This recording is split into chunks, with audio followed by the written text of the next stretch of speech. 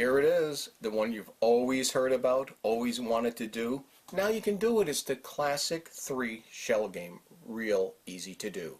3 shells, of course, nothing under this one, nothing under this one. Here's the P under the middle one.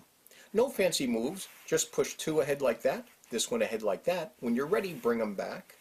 Where was the P? They say the middle. No, it's not under the middle or this one. It's now under here. This is a very basic routine I'm doing.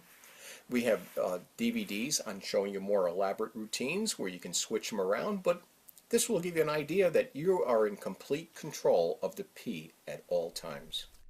It's the one thing none of us like, being out of control, being had, taken for a ride, used, tossed, flim-flammed, conned, suckered. Why would you say that something is a miracle in a bottle? My job, I feel, on the show is to be a cheerleader for the audience. Do you believe there's a magic weight loss cure out there? The word, if you're selling something because it's magical, no. Senators questioning why Dr. Oz calls some weight loss supplements miracles, despite there being no evidence they're effective. Dr. Oz says he derives no money from the supplements industry and has addressed the language he uses to describe products on his show. I'm very respectful. I've heard the message. I've told my colleagues at the FTC, I get it.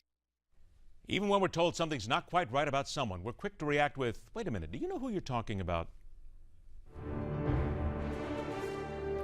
This is a CBS News special report. Good morning, everyone. I'm Katie Couric here in New York, where Bernard Madoff has just been sentenced for the biggest investment fraud in Wall Street history. A federal judge ordered Madoff, who is 71 years old, to serve a maximum 150 years in prison. Now, that is what prosecutors had asked for. Meanwhile, Madoff's lawyer said 12 years was more appropriate. Before the sentencing, Madoff turned to his victims and said, "I am sorry." He told the court, quote, "I cannot offer you an excuse for my behavior. How do you excuse lying to your brother and your 2 sons? How do you excuse lying and deceiving a wife who stood by you for 50 years and still does?" And he added, "I live in a tormented state knowing all the pain and suffering I have created." We just know that all this talk about them being dishonest is just that, talk. But we must have faith that the people we really need to be up front, to tell us the truth, to never lie no matter what, never ever consider for even a moment to mislead us, because we trust them. Under the reform we're proposing, if you like your doctor, you can keep your doctor.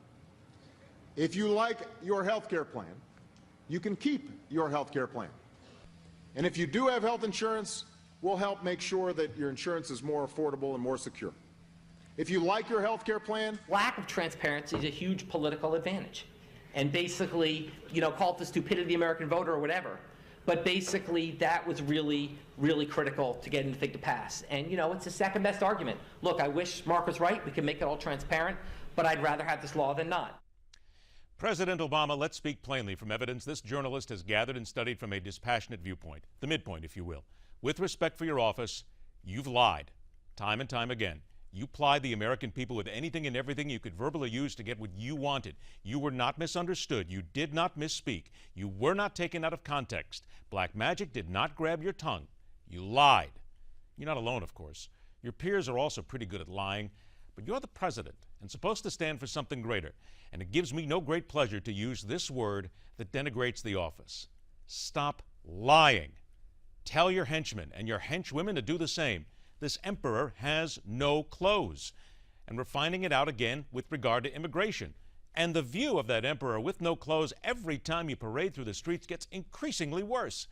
Sad to say, it's a visual neither we nor the rest of the world will get out of their heads for some time to come. Stop lying.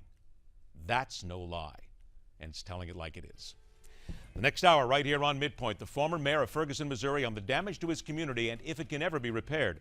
The hope for intelligent life among the stars, or on television, and the need to exterminate one group of killers with extreme prejudice. We also want you to talk to us. Tell me what you think about the president and lies. Right here, go to MidPoint TV, on Twitter, on email, or on Facebook. And we'll talk about it on MidPoint.